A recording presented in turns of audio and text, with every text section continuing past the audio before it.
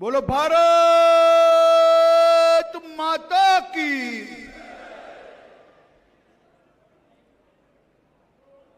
भाई आ कार्यकर्ता मित्रों भाई ओ भाई बेसी जाओ बता तमे शांति આપણે વ્યવસ્થામાં મદદ કરવા માટે બેસી જાઓ હવે।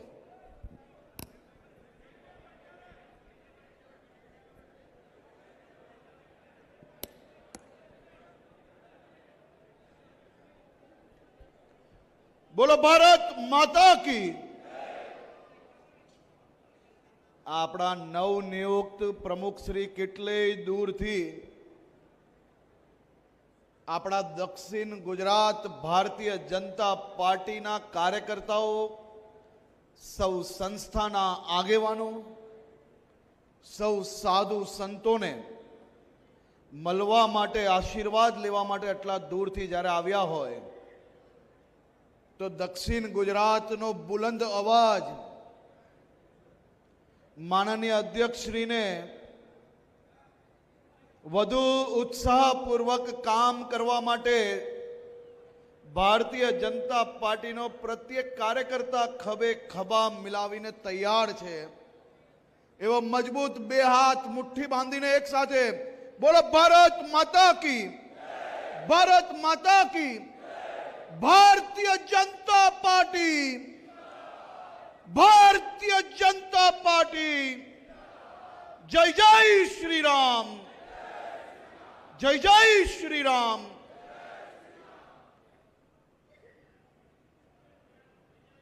આજે સુરત જિલ્લા અને તાપી જિલ્લાના સૌ કાર્યકર્તાઓ દ્વારા ભારતીય જનતા પાર્ટીના નવનિયુક્ત પ્રદેશ અધ્યક્ષશ્રીને પોખવા માટે, એમના સ્વાગત માટેના કાર્યક્રમમાં આપની સૌની વચ્ચે ઉપસ્થિત ભારતીય જનતા પાર્ટીના નવનિયુક્ત પ્રદેશ અધ્યક્ષ, ગુજરાત સરકારમાં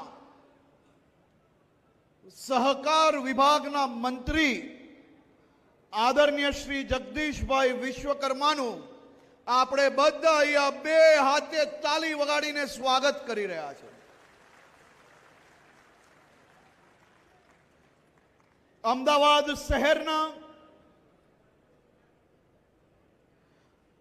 એક બૂથમાં કામ કરતા કરતા ભારતીય જનતા પાર્ટીના પાયાના કાર્યકર્તા તરીકે ભારતીય જનતા પાર્ટીમાં વર્ષોથી કામ કરતા કરતા પ્રદેશના અનેક સેલોની જવાબદારીઓ નિભાવી, અમદાવાદ શહેર અધ્યક્ષ તરીકે અમદાવાદમાં કામગીરી કરી, 3 ટર્મ સુધી ધારાસભ્ય તરીકે નિકોલ વિસ્તારના સૌ નાગરિકોના વિકાસની કામગીરી કરતા કરતા ગુજરાતના લાખો કરોડો પશુપાલક હોય, ખેડૂતો હોય અને તેમના હિતમાં ચાલતી એપીએમસી, ડેરી, બેંકો, આ બધી જ સહકારી સંસ્થાઓમાં આપ સૌ સુધી આ સહકારી સંસ્થાઓ થકી તમને વધુમાં વધુ લાભ કઈ રીતે મળે તે માટે 4 વર્ષથી રાત દિવસ એક કરીને આ સહકારી સંસ્થાઓની મદદમાં અને જરૂર પડે તો કાન ખેંચવામાં મજબૂતાઈથી કામ કરતા આપણા પ્રદેશ અધ્યક્ષ શ્રી જગદીશભાઈ વિશ્વકર્માને સહકારીના સૌ લાભાર્થીઓ, અહીંયા બેઠેલા હજારો ખેડૂતો વતી હું આપનો ખૂબ ખૂબ આભાર માનું છું, અભિનંદન આપું છું। સ્પષ્ટ વક્તા, કાર્યકર્તાઓના સાથી, નિડરતાથી કામ કરનાર, કોઈ બી પ્રકારના પોલિટિકલ બેકગ્રાઉન્ડ સિવાય કોઈ એક જ પાર્ટી એવી છે કે જેમાં તમને બૂથના કાર્યકર્તાથી પ્રદેશ અધ્યક્ષ, બૂથના કાર્યકર્તાથી રાષ્ટ્રીય અધ્યક્ષ અને બૂથના કાર્યકર્તાથી પ્રધાનમંત્રી સુધીની સફર તય કરવાનો તમને પ્લેટફોર્મ પ્રાપ્ત થાય છે. અને આપણે સૌને ગર્વ થવું જોઈએ કે એ આપણી ભારતીય જનતા પાર્ટી છે. એના અનેક દાખલાઓ આપણી સામે છે. આજે હું એમાંથી એક દાખલો આપણી સામે આપવા માંગુ છું અને એ દાખલો છે આપણા પ્રદેશ પ્રમુખ શ્રી.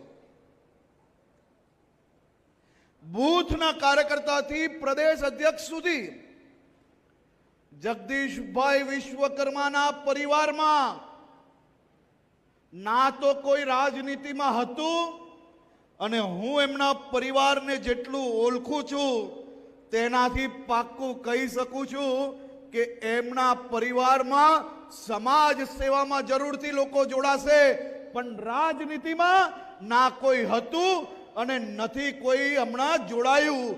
એ પરિવારમાંથી આજે પ્રદેશ અધ્યક્ષ અને રાજ્યના સહકાર વિભાગના મંત્રી સુધી પહોંચવાનું પ્લેટફોર્મ પૂરું પાડવામાં આવ્યું. આપણા સૌ માટે ગર્વની વાત હોય કે આપણે જે પાર્ટીના કાર્યકર્તા છે, આપણે જે પાર્ટીની વિચારધારા જોડે જોડાયેલા છે, આ પાર્ટીએ આ દેશને આઝાદી પછી પહેલા એવા મર્દ પ્રધાનમંત્રી આપ્યા કે જેમને ખરા અર્થમાં ઇન્ડિયાને ભારત બનાવવાનું જમીની કામ કર્યું. તમે બધા જ મન પર ને દિલ પર હાથ મૂકીને વિચારજો. આઝાદી આપણે મળી અને એ આઝાદીના સમયે આપણા લડવૈયાઓએ જે સપનું જોયું હતું, ગામમાં કોઈ વડીલ હોય કે જે આઝાદીના સમયે જેમનો જન્મ થઈ ગયેલો, એ સમજતા થઈ ગયેલા, એને પૂછજો કે આઝાદીના સમયે આપણા વડવાઓએ જે સપનું જોયેલું કે હવે ગરીબો બી ઝૂંપડામાં કે કાચા મકાનોમાં નહીં પણ પાક્કા મકાનમાં પોતાના પરિવાર જોડે રહી શકશે, એવી આઝાદી આપણે પ્રાપ્ત થઈ છે. આઝાદીના વર્ષ વીતી ગયા. આ દેશમાં અનેક પ્રધાનમંત્રીઓ આવી ગયા. 2014 પછી આ દેશમાં જાણે કે અચાનક ભગવાનના આશીર્વાદ પ્રાપ્ત થઈ ગયા હોય તેમ આઝાદીના વર્ષ વીત્યા પછી એક જ બંકો એવો આવ્યો ભાઈ, પ્રધાનમંત્રી શ્રી નરેન્દ્રભાઈ મોદી, જેને આઝાદીનું સપનું કાચા મકાનોનું પાકા મકાનમાં બદલવાની શરૂઆત થઈ. આજે કરોડો ગરીબો પાકા મકાનમાં રહેવા માંડ્યા કે નહીં? પાકા મકાનો મળવા માંડ્યા કે નહીં? અહીંયા હજારો ખેડૂતો બેઠા છે. દર વર્ષે નરેન્દ્રભાઈ તમારા બેંકના એકાઉન્ટમાં કેટલા રૂપિયા મોકલે છે ભાઈ? જે લેતા હોય એ જ બોલજો, જરાક જોરથી બોલજો. 6000 રૂપિયા આ નરેન્દ્રભાઈ પ્રધાનમંત્રી બન્યા એના પહેલા કોઈના બેંકમાં 1 રૂપિયો આવતો તો ખરી કોઈના બેંકમાં? તો એ બધા રૂપિયા ક્યાં જતા હતા? અને આજ નરેન્દ્રભાઈ મોદીની સરકાર પછી એમના નેતૃત્વમાં આજના સમયમાં સગા સંબંધી બી તમે બીમાર હો તો હોસ્પિટલના બિલની જવાબદારી લે ખરી? જેના સગા સંબંધી લેતા હોય એ નહીં બોલતા. આજના જમાનામાં તમે બીમાર હો તો હોસ્પિટલના બિલની બી જવાબદારી કોઈ લે ખરી? અને એવા ટાઈમે તમારા સૌની ટ્રીટમેન્ટ એટલે કે સારવારનો પૂરો ખર્ચ ગુજરાતમાં તો 10-10 લાખ રૂપિયા સુધીનો નરેન્દ્રભાઈ મોદીનો એ આપણો ભારતનો આયુષ્માન ભારતનો કાર્ડ મળ્યો કે નહીં બધાને? તમે હોસ્પિટલ જાઓ એટલે કાર્ડ મૂકો તો હર્ષ સંઘવી કે જગદીશભાઈ વિશ્વકર્માને જે સારવાર મળે એ તમને મળે કે ના મળે? અહીંયા આપણે સૌ જે વર્ષોથી સપનું જોતા હતા કે હું મારા પરિવારજનો જોડે જઈને ભગવાન રામ લલ્લાનું અયોધ્યામાં મંદિર બસને દર્શન કરવા જઈશ, આ વર્ષો વર્ષની મનોકામનાઓ પૂરી કરનાર દેશના લોકપ્રિય પ્રધાનમંત્રી આદરણીય શ્રી નરેન્દ્રભાઈ મોદીજીને હું ફરી એકવાર આ ભારતીય જનતા પાર્ટી અને સૌ સામાજિક આગેવાનો વતી ખૂબ ખૂબ અભિનંદન આપું છું. આજે સુરત જિલ્લો અને તાપી જિલ્લામાં આ હજારોની સંખ્યામાં જે સામાજિક આગેવાનો, કાર્યકર્તાઓ, અહીંયાના નગરજનો જે ભારતીય જનતા પાર્ટીના પ્રદેશ પ્રમુખશ્રીનું આપ સૌ લોકોએ જે લાગણીસભર, ઉત્સાહભર જે સ્વાગત કર્યું છે એ ના ભૂતો ના ભવિષ્યની જેમ આપ સૌ લોકો વહેલી સવારથી આજે જે ઉત્સાહ આપનો નજરે પડે છે અદ્ભુત છે.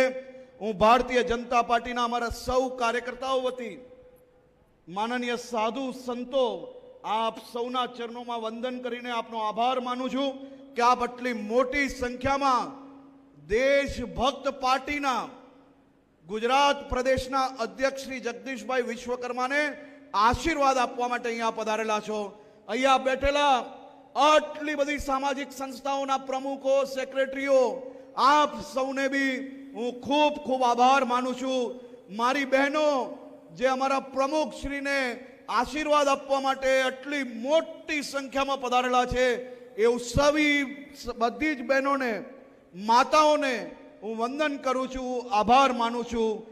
કડોદરા 4 રસ્તાથી હજારોની સંખ્યામાં કડોદરા 4 રસ્તાથી લઈને સભા સ્થળ સુધી જે કાર્યકર્તાઓ, નગરજનો જોડાયા તેમનો બી હું ખૂબ ખૂબ આભાર માનું છું.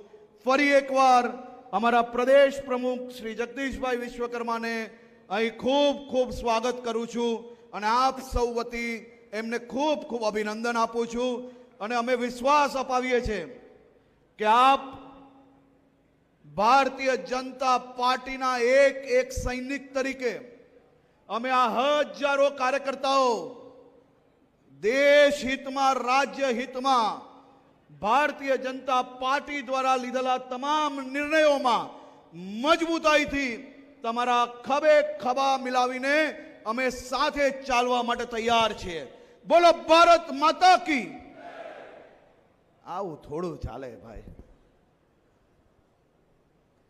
આ હજારો લોકોનો અવાજ તો ક્યાં સુધી પહોંચવો જોઈએ? બધા જ મુઠ્ઠી બાંધીને ભારત માતા કી, ભારત માતા કી, ભારતીય જનતા પાર્ટી.